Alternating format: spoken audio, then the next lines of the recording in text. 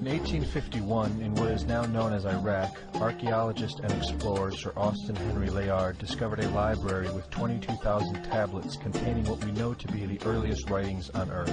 The writings date back to over 6,000 years ago when the region was known as Mesopotamia, Sumer, and Babylon. Amongst these vast writings is a story which mirrors the book of Genesis in the Bible. It tells a story of a great flood which reshaped the face of the planet Earth and all of her inhabitants. It tells a story of a tower built and the creation of the spoken word. One of these scrolls includes a star map of what appears to be a sun and its planets. The writings include detailed descriptions and maps of our solar system matching what we know today and beyond. It includes a 10th planet in an orbit between Mars and Jupiter.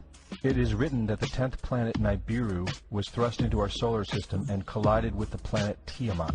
The remaining bulk of Tiamat over time became Eridu, the Earth as we know it, and the rest of her became the asteroid belt. In retrograde to the other 9 planets, Nibiru took orbit around our Sun in a long ecliptic or apogee. Lasting 3,600 years, it passes between Mars and Jupiter. In recent years, based on the patterns of our known solar system, astronomers have been looking for a planet with this same orbit. In search of this planet, they discovered the planet Pluto. The search continues. According to the ancient texts, this detailed information was given to them by the Anunnaki, or those who from heaven to earth came. They described the Anunnaki as a reptilian race of gods which came to the earth in fiery ships from their home planet of Nibiru, the 10th planet. It is written that these Anunnaki came to the earth to mine gold and other elements to serve in protecting the atmosphere of their distant home planet. After a workers' revolt, the Anunnaki rulers began to genetically alter Cro-Magnon man to create a slave race, resulting in the human race. It was said that we were created by the gods in clay vessels. It is written that man was forbidden to depict the Anunnaki in their actual form. Just prior to the Great Flood, the bulk of the Anunnaki would return home, leaving numbers of them behind to watch over the earth. Anu was king.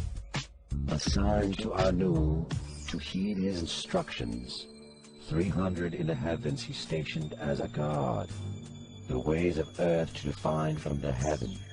And on earth 600 he made reside.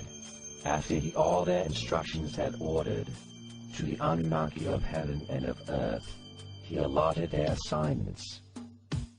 This story of reptilian gods from the heavens creating man is not at all uncommon. It in fact can be found in most every region of our planet. In Japan, emperors claim descent from dragon gods who came from the sky. Australian Aborigines teach of a reptilian race which lives underneath the earth and governs over men. They believe they are descendants of a race of dragon humans. China teaches the serpent queen Nukua interbred with man. India calls these reptilian gods Nagas and claim they seeded their royal families. Throughout the Middle East, it is believed a serpent race created man. The book of Genesis tells of giants who came from the heavens to breed with the daughters of man. They are called the Nephilim. In Africa, they call them Chitauri, children of the serpent. The royal kings of Africa claim descent from serpent gods who came from the sky. In South America, the Mayans teach that their ancestors were the people of the serpent. The Aztecs were said to be created by a serpent woman. In America, the Hopi Indians believe sky gods came to earth to breed with their women and refer to them as their snake brothers. The word Sioux means snakes, and Iroquois means serpents. It seems the only places you will not find this historical story is where the history has been methodically destroyed.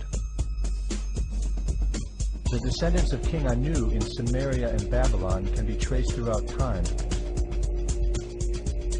The pharaohs of Egypt were from the bloodlines of the Babylonian kings.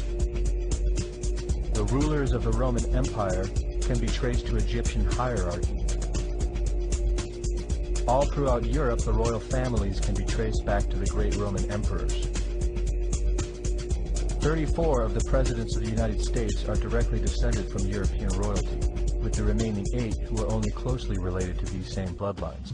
In 1934, President Franklin Roosevelt placed the Great Seal, originally created in 1782 by the Freemasons, on the dollar bill. Represented in the Great Seal is a pyramid and the all-seeing eye, known to be used by the elusive society, the Illuminati. Strung together in conspiratorial confusion are secret societies such as the Illuminati, the Freemasons, and the Bohemian Club. In 1917, National Geographic did a story on a place in Montreal, California called Bohemian Grove. The story reports a place where the world's elite, members of the Bohemian Club, retreat to in late July and conduct an ancient occult ceremony called the Cremation of Care. Every year in July, the world's leaders, media moguls, and members of the World Bank spend 2 weeks of what is known as a men-only retreat at the Grove. In the year 2000, BBC television show World of Wonder infiltrated Bohemian Grove with hidden cameras and aired the video on the BBC. The video shows the large mass of men donning red and black robes and once again conducting the Cremation of Care ceremony. The altar is at the base of a 200-foot owl, the Babylonian symbol of the god Moloch, the god of human sacrifice. In the video, a body is delivered upriver to the altar where it is set on fire. Upon being aired, members of the Bohemian Club reported that the ceremony is a put-on, merely done for entertainment and fun. This history tells a story of our world leaders having a deep involvement in satanic tradition, worshipping our reptilian overlords, the serpent gods. It poses the possibility that we may be and have always been enslaved by our leaders, no different than sheep or cattle. There is an endless amount of information out there which supports this, but don't take my word for it.